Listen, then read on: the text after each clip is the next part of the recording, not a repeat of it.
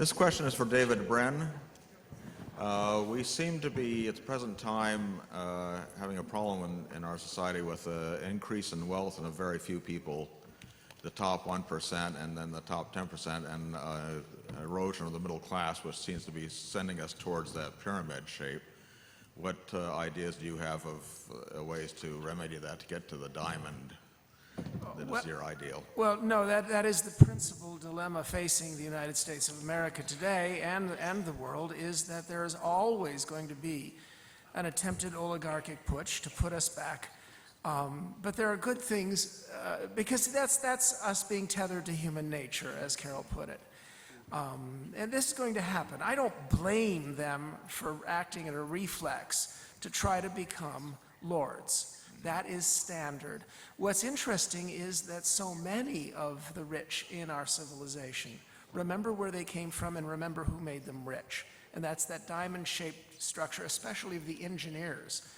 And so you have so many in Silicon Valley and places like that who have made it very clear they want to maintain the diamond-shaped social structure. And they're on our side, but they're nowhere near as well organized as the Koch brothers, for example. And so we need to get them organized. Liberals need to recognize that they're not leftists, but they are something else than their leftist allies. They're allied for the moment, but I remember the USSR, and so should you. What we need to do is get liberals to recognize that they are sons and daughters of Adam Smith, and that Adam Smith, were he alive today, he would be a Democrat. Okay. Can I add? Yes, sure. Yep, please. Actually, very briefly, I would argue a lot of people in Silicon Valley have completely forgotten what it's like to be poor, and they don't recognize that they're lucky rather than just smart, and that's a problem.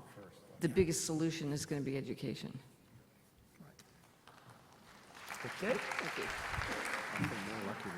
Mr. Benford, I happen to work for Earth's largest geosynchronous satellite, communication satellite operator, and I'm curious on your ideas. Have you worked with NASA or the commercial industry, or how far have you gone on that, and how far away do you think that possibility is of mining old spacecraft?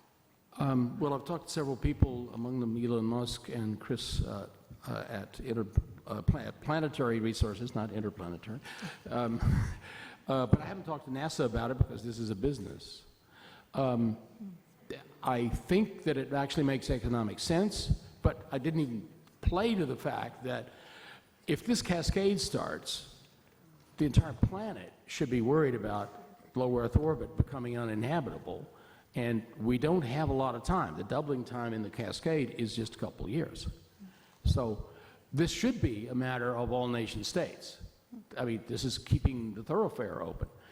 And so there should be a program. And we've known about this problem for decades, but we have done nothing. So I'd like to see a business model that actually turns a deficit into an asset. What are you doing to move that forward? Talking to people, trying to see what kind of technologies are needed. There's several things we don't have yet, particularly smart enough robots and space-rated 3D printers.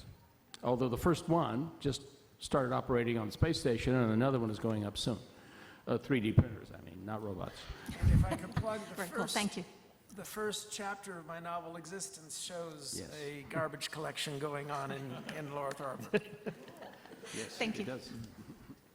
Greg, I think my question just got mooted by your answer. Excuse me, but between mining the asteroids and comparing that to harvesting the space debris that's already out there, which do you think is A, we're closer to technological feasibility, and B, which do you think will be most profitable and why? Policing out debris is certainly easier and can come sooner. But mining the asteroids is essentially semi-infinite, as we used to say in mathematics, which means half of infinity, because there's so much in the asteroids. It's just a matter of how much delta V you want to pay, and it's not very much. So I think that's why I put it next. Remember, it's a big solar system out there, and there's lots we don't know about it. And so it's like saying, what are you going to make in California, Mr. Jefferson, anyway. I mean, there's nobody there. The American census, by the way, in California in 1850, first time any census had been done, found that there were 73,000 people here. Can I add my perspective, which is whatever it is? Cleaning garbage is, I can imagine, is doable and useful. I would think mining asteroids, I can't imagine ever being useful or profitable. The Earth is a pretty big place, and we're actually here, and I've never seen a business model that convinces me it wouldn't cost more and be more dangerous to do that. If we wanted to use the materials elsewhere, it might be useful to mine them, but I think the Earth is a remarkable source of materials, and I'm not convinced that we've ever exhausted it, at least for mining, and we may have exhausted for other things, so I'm skeptical. Fine, we won't sell you any stock. Actually, they're not selling it. Hi, my question's for Esther. Now, this scheme sounds really good, and I hope it works, but when you bump it up to the next level, do you think you're going to face any sort of political resistance? Absolutely. But I'm not going to be doing that. The idea is to give a model and an example that will give other larger entities and communities the ammunition to persuade people to do it. The purpose of Hiccup is to do this project and then disappear, not to be. But to give people evidence, to give them inspiration is what we're trying to do. Thank you. Get those Silicon Valley billionaires to fund it. We're trying to get them up to Lake County, which is just north of their vineyards in Napa. Anyone know anyone, send them my way. Considering the dizzying amount of change facing us, my question is about mental health. What do we predict for our future in defining mental health, and who is most likely to be in charge of that? Oh, Well, it goes Okay, all back you to big some degree thinkers. the values that we were talking about earlier, that Carol was talking about earlier. And what we value will, to some degree, be, for instance, our children are taught lessons in all of our media of nonconformity, suspicion of authority, eccentricity, tolerance, and diversity. These themes are in all of our media, and yet we're taught to think we invented them. Now, this is a different civilization that has those as central litmus tests of whether or not you're sane. Because conformity, still in many human cultures, is considered to be more of a test of whether or not you are a sane individual. You're in California, where the word crazy is not a four-letter word. Let me try that slightly differently and talk about mental health as opposed to sanity. I think the fundamental thing that makes people feel mentally healthy is to be resilient and useful. People who don't matter to other people, who feel they don't matter to other people, are probably the worst off, other than people who suffer from addictions, often based from early childhood adverse experiences. There's a whole lot of literature on this. And the first 3 or 4 years of life are probably the most important for people who simply, other than for people who have some kind of genetic mental problem. I think the science around those first 3 or 4 years of childhood is getting increasingly clear. And again, it goes to, we need to understand that and do something about it. And then it'll be easy compared to everything else, and we'll be resilient enough to deal with all the changes these guys are talking about. Do you think there's an over-labeling and over-diagnosis? Yes, there's a huge amount of, you should be depressed if something bad happens to you. You should feel useless if you are useless. And, the self-esteem stuff is rubbish. You have to earn, and you have to feel valuable because you are valuable. But I don't want to take this over. Art, did you want to? I'm ADHD and proud of it. Yeah. Actually, Actually, what I have is something called ADOS, which stands for Attention Deficit, shiny. Any ADOSs out there? That's good. Yes, I love that. I'll steal it. Long ago in the 1970s, when I was a fellow at Cambridge, Martin Rees invited me to dinner, and at dinner were Stephen Hawking and Dirac of the Dirac equation. Well, Dirac is gone now, but Martin remarked to me somewhere in the last decade, he said, you know, having read the book, the biography of Dirac, he said, you know, if Dirac had been born in this time, they would have put him on medication, and we might not have gotten the Dirac equation at all. They did put me on medication. Yeah. There's a good answer. Whatever they did. Let's see, I think we were, over there. Yep, go ahead. Greetings. I'm mostly rational, pragmatic, and skeptic. Skeptic. This is a question really about lords and serfs and health and altruism. If I recall correctly, Michael, you said something like, capitalism is when man wants to control man, and communism is the reverse.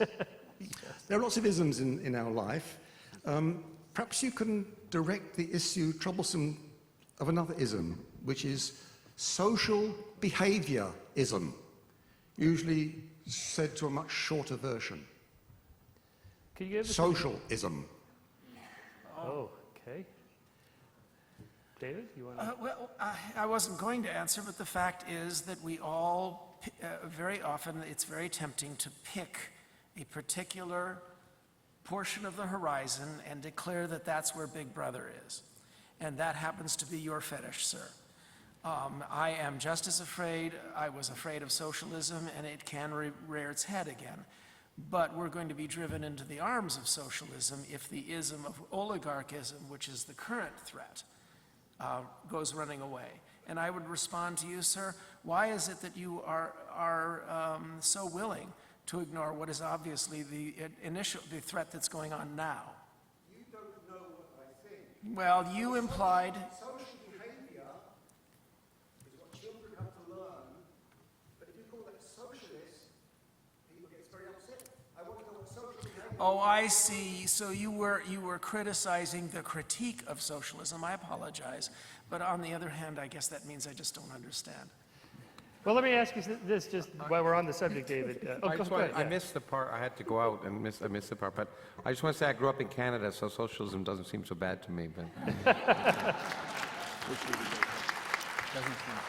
But just on that question, David, Ed Snowden, hero or villain or what? I'm contrarian, so whenever I'm with people who idolize him, I point out that he doesn't fall at the Gandhi end of the civil disobedience curve. What he did was he and Assange both pointed out things to us that were legal at the time. But the service that he did do was to point out to us that we badly needed a discussion of what's legal. So I put him fairly far along the whistleblower, Edward Snowden, along the whistleblower curve. But I think he's far more interesting as an exemplar of the phenomenon of the T cell, which we have developed in our society as an immune reaction against error. And that is, our films are filled with lessons of the brave, eccentric individual resisting authority. And under those circumstances, especially, bachelor males have always been risk takers in societies because that might make them an alpha.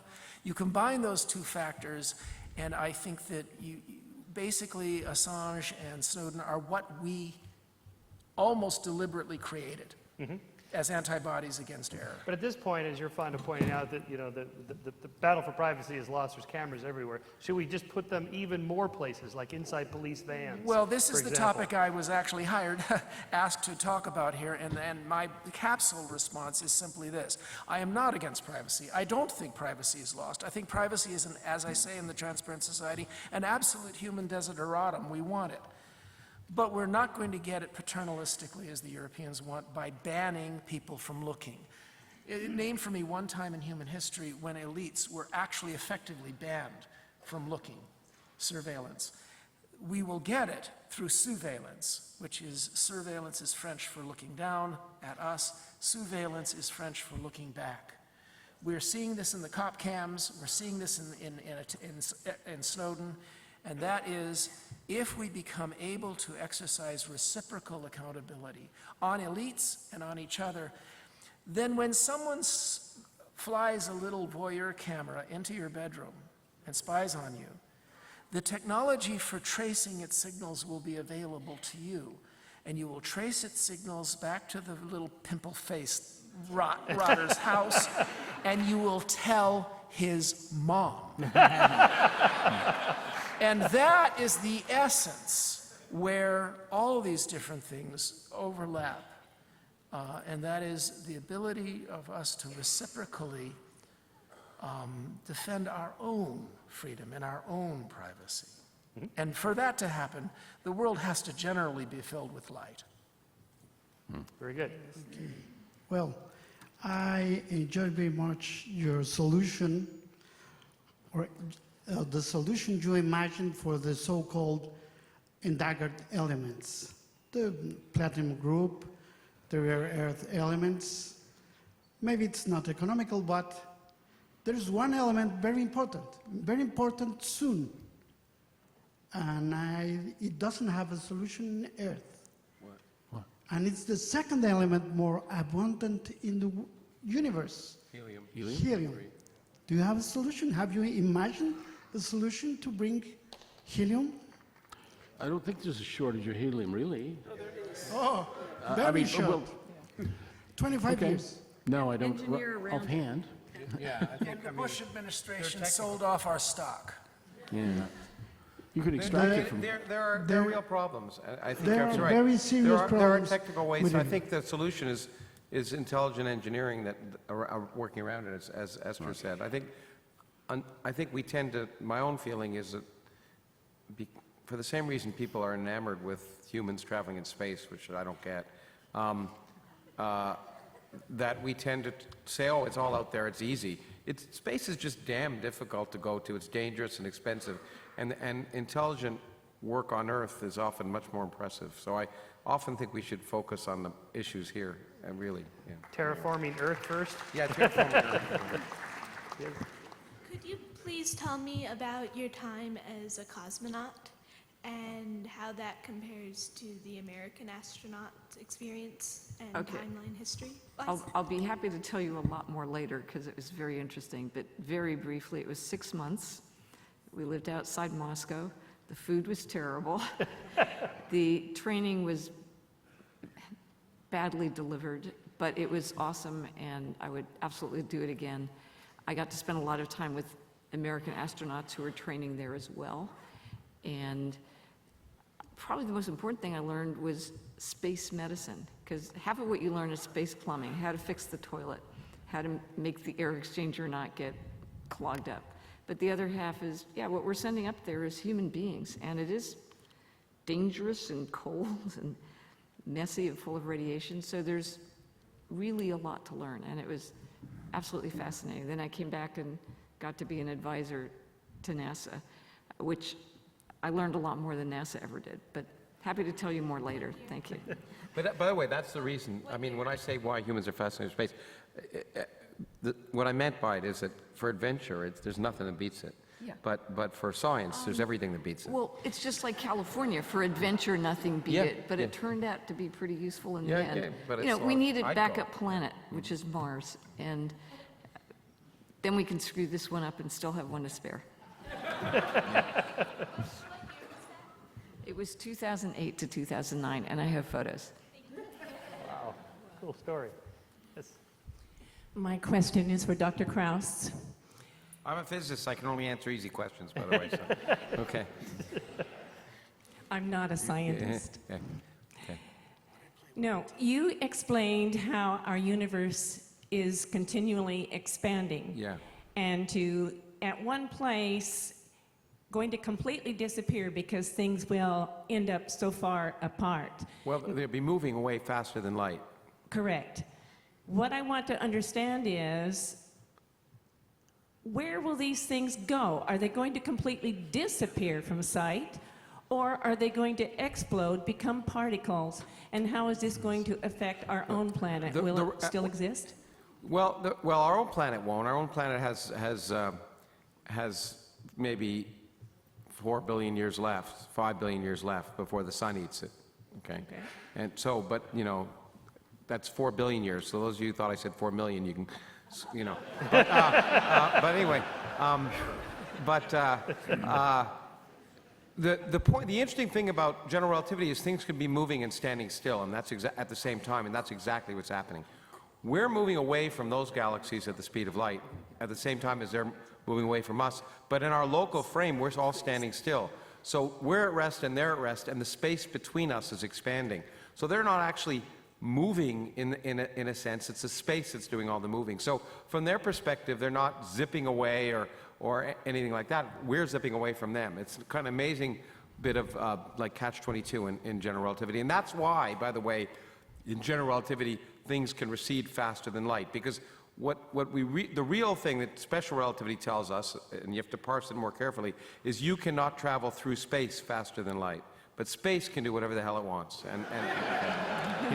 If I could Thank point you. out, Wasn't that how the warp drive is supposed to work? Yeah, It the warp bends drive the works space- by, I mean, if you could, you know, it's in the physics Star Trek, but you go away from the Earth, turn off your engines, and all you do is arrange for the space between you and the Earth to expand catastrophically, and the space between you and the nearest star to contract catastrophically. You haven't moved, but you're suddenly at the end near the nearest star and far away from the Earth. That's the idea in principle, but I wouldn't invest in it. this relates to Don Prothero, what he said at the beginning of our wonderful day here, and that is we don't get the 4 to 5 billion years that Lawrence Krauss just lied to you about.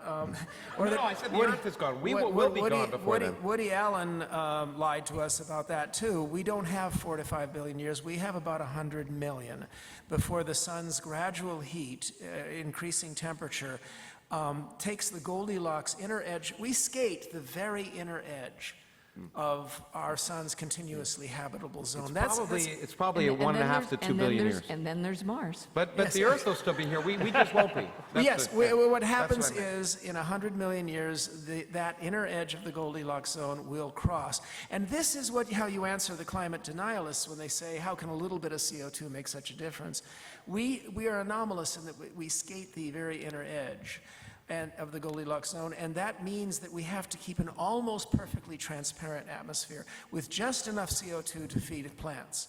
And we can afford no more than that. And that's exactly what we're doing to our nest right now. And so what we'll have to do in the next 100 million years is develop other abodes for life, as Esther and Elon want, but also move the Earth. That's trivially easy to move the Earth in 100 million years. Anyone could do it. Absolutely, but not. No, it is. That's not a problem. Not using damn asteroids. I know how to do it. I have a YouTube on lift the Earth. It's a snap, really. Those engineers will figure it out. There's an app for Let's see, where were we? I think we're over here. Yes. Oh, good afternoon. My question goes to Dr. Krauss. I was wondering if theoretically a wormhole could open that could cause sucking things similar to a black hole. If a wormhole could open that what? That could suck galaxies into it like a black hole. Well, a wormhole is actually like a black hole. In fact, a wormhole, for those of you who don't watch science fiction, is a shortcut through space. You basically, like folding a piece of paper, you make two parts that are very far away, you create a tunnel, a bit of space that didn't exist before, basically, and you connect distant points. Jodie Foster went through one in Contact. But there's two things about wormholes that are interesting. One is, in fact, either end of a wormhole looks like a black hole. And in fact, if you made a wormhole out of anything we know how to make anything out of, you can prove that either end of the wormhole will collapse to form a black hole before you go through it. So there are no such things as traversable wormholes if normal matter is all there is. You'd have to have a new kind of stuff that has what's called negative energy, and then you'd be able to make a traversable wormhole, but much more interestingly, you'd be able to make a time machine. And so, and I've written about that, but so it's unlikely that wormholes exist, in fact. But if they did, you could go back in time and kill your grandmother. Thank you. Is this something you've been thinking about, Lawrence? Not yet. It depends. Okay. This is for Dr. Krauss again. Oh, wow. Yeah, I'm sorry. I planned this long before. I didn't realize we were going to get that many questions in a row. But what do you think about the idea that what we normally refer to as empty space as being the universe at its ground state, and what we normally refer to as matter as being the universe at a elevated or excited state? Well, that's what, in particle physics, actually, that's exactly the state. What we call the vacuum is the lowest energy state. Right. And the vacuum is incredibly rich, but it has no particles in it. When you excite the lowest energy state, you create particles. So literally, that's what quantum field theory is. It's basically particles are created from the vacuum by exciting the vacuum. And so your picture is exactly what we use in modern particle physics. Okay, thank you. I just noticed there's 3 union card physicists here. Yeah. Well, how about something for the I don't believe in genius? unions. That's not true. Yeah, that's Here we go. why we're spaced apart. One of I our have students. a question for Art. May I? Yeah, sure. Please. It's interesting that it's true that we don't pay our teachers enough and we don't get the best teachers and all that sort of thing. I a very strong point. And yet I noticed an irony here. In these cultures that pass the tests so well, it's not creativity that they teach, it's discipline. And yet you yourself called for a more creatively oriented thing that is not discipline. And do you see how American, your own response to the American, I was wondering if you'd comment on that. Well, I think that the schools that tend to produce our most creative mathematicians and scientists still do take a very creative, problem-solving approach to mathematics, and I think that what we impose on the 90% is not is not very creative, and I think it doesn't produce the same kinds of results. I mean, I'm not qualified to teach at, say, the public schools of California because I don't have a master's degree in education. Whereas I would be qualified to teach at the private school that my daughter goes to, and that's unfortunate. I mean, I think that we offer a disincentive for people who themselves were lovers of math and science to go into the public school system by creating these roadblocks that. Is it also financial, Art, where maybe the talented go to Silicon Valley to become billionaires? Well, there is the salary issue, but I think it's not. I think what's equally important is not that we have to pay our teachers more money. We have to pay them more respect. Yes. I mean, because this is at the moment, I mean, if you're a teacher in one of these other high-performing countries, they say, oh, you're a teacher, you must be very smart. Yeah. That, because you must have been, becoming a teacher is like getting into a top law school or medical school. Whereas you don't hear that. I mean, elementary education major does not mean somebody who themselves was really great in elementary school. I agree with you, but I do It means think, you join the union. Yeah, but I do think that, the problem with the teachers' unions, and I was trying to think of something I could say that's unpopular, I think you're absolutely right. We need to treat people more respect. In our society, somehow money translates into respect, and I've said it actually online, and I think it's necessary. It doesn't mean I value math and science more than English and history. I don't. But I think we have, and teachers' unions are totally against this, but I think, like in universities, which for better or worse pay engineering professors and science professors more than they pay English professors and history professors, again, not because they're more valuable, but because those people have other alternatives and won't work for the university unless they're paid more, then I think we have to consider paying science and math teachers more, and we have to consider a differential system. And I know that's very unpopular, but I think it's something that needs to be considered. I agree. I want to hear from our student here, one of our students. This is for the whole panel. I was wondering if you think it's a good idea to choose government officials partly based off their scientific literacy.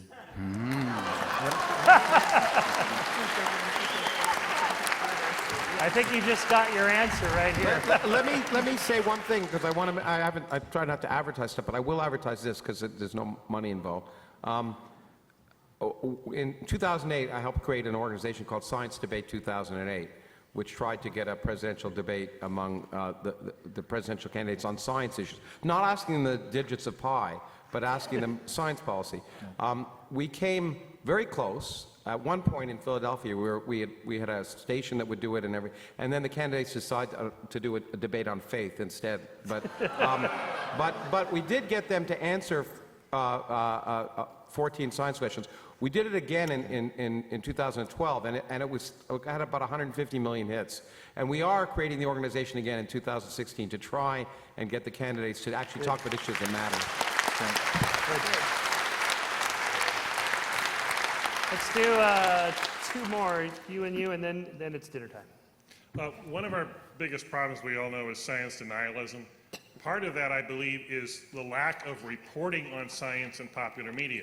I mean, if you get Scientific American, okay, but our broadcast and our print journalism, for the most part, ignores it. We get a sports section every day. We get a couple of science stories once a week, if possible. How do we reverse that so that we have a science section every day and sports once a week? Oh, no! You pay scientists as much as basketball players for... I would be happy to. I would love to do that. It's not the pay. Look, I think that it's terribly important that we try to get out there and have our neighbors realize that their addiction to anger was foisted on them, and it's part of the character of us baby boomers, and that's why they refuse to look at good news. The last 2 years in space should have made any nation plots with pride. I mean, it was almost every month that something spectacular has been accomplished by our civilization, and yes, even Europeans. The point is that, well, I have a YouTube about this, and basically the anthem of our generation was served to us by a very good movie, an excellent movie. But you know what the anthem of the boomer generation is. Peter Finch in Network saying, I want you to get up now. I want you to get up and go to the window, open it, and yell. Mad as hell, and I'm not going to take it anymore. And as an anthem, maybe it served its function then, but it is self-indulgence, immaturity to the nth power, and it does not serve us, a people who are now ensnared in a phase of civil war, when things are actually pretty good in many ways, and we could instead be sticking our head out the window and saying, I'm as proud as hell, we've accomplished half of what we need to save this world. Of course, if we don't do the other half, we're all gonna die. Yeah, but to be more specific, I mean, I write for the Times and other things sometimes about science, and it is an incredibly unfortunate fact that most, even though hardly any newspapers survive, most of them get rid of their science reporters. I remember one year in particular, the 4 reporters that won prizes from the American Association of Advancement of Science for science journalism were all relieved of their jobs, okay? And so, but the problem, I think, to a large extent, is both editors and in TV, producers, who have the opinion that somehow science won't interest people, and they're absolutely wrong. In Phoenix, I do once a month, I go on the public PBS and do a 15 minutes in their local, their nightly news program on science, and it always is the most watched thing on their TV. It happened, and my friend Ira Flato has Science Friday. 3 million people listen to that program. People are crying out for it, but somehow the producers and the editors think that people aren't interested, and that it won't make money, and so we have to get to them. I would add that the best way to get through to people with a science story is to appeal to their sense of wonder. For example, in less than 2 months, we're going to fly by Pluto. That should get a lot of coverage. I mean, it's going to be quite an interesting show. It's the last of the traditional planets. I mean, that's cause for celebration. We have completed the agenda that we began 40 years Neil ago. deGrasse Tyson. Yeah. And it will get 30 seconds Honestly, on the nightly news. I think it'll get Science- more, particularly if the pictures are good. Science is about a lot of things, not just wonder. I think you need to appeal to people's interest in how things work, how to make things better. I mean, science is everything. It's understanding the world. There's, maybe not political science, but it's not just wonder. No, but you have to... You have to make this stuff interesting. Well, you have to also, I mean, the point is, what is also not realized is it's part of every bit of news that matters. So, I mean, some people would say, that money matters and violence matters and danger matters, but, when it comes to health, when it comes to energy, when it comes to national security, they're all scientific issues, and people don't realize that science is just a part of all of the things that they care about in the news. Including whether a politician knows what he's talking about. And just for the record, this about Neil deGrasse Tyson was only about Pluto. Oh, yeah, I agree. Absolutely. Pluto's always going to be a planet. I agree. Yeah, right. You get the last word. Thank Last you. question. I have been skeptical about changing human behavior, and I found that perhaps none of you touched that. This question specifically for Hiccup program. I was really looking forward to hear how you will actually execute the program. Okay, again, I don't want to go on too long. It's less about changing human behavior and more about changing what's available to humans and changing their circumstances. It's not giving them education to make different choices. It's changing the food supply. It's going in and working one-on-one. I mean, this is a great place to employ many unemployed or underemployed people with, caregivers, educators, nurses, helping pregnant women to get off the drugs, whatever. I mean, people are the most fragile thing on earth. They're incredibly resilient if they're not destroyed. And so it's less, there's a lot of very different things you have to do, but it's not simply self-discipline and education. It's basically the environment they grow up in. Again, happy to meet you outside along with the one who wants to hear about the cosmonaut training. Thank you. One last reminder again on the geology tour tomorrow. Those of you who are going, load the bus up at 8:45 at the Westin, depart at 9. We have dinner now. We'll see you back here. Let's come back here at 7:45. Start making your way back for the big show tonight. See you in a little while. Dinner is served. Somebody left his cell phone. A cell phone here in the women's room. Is there a dinner? Or is it dinner? Yep.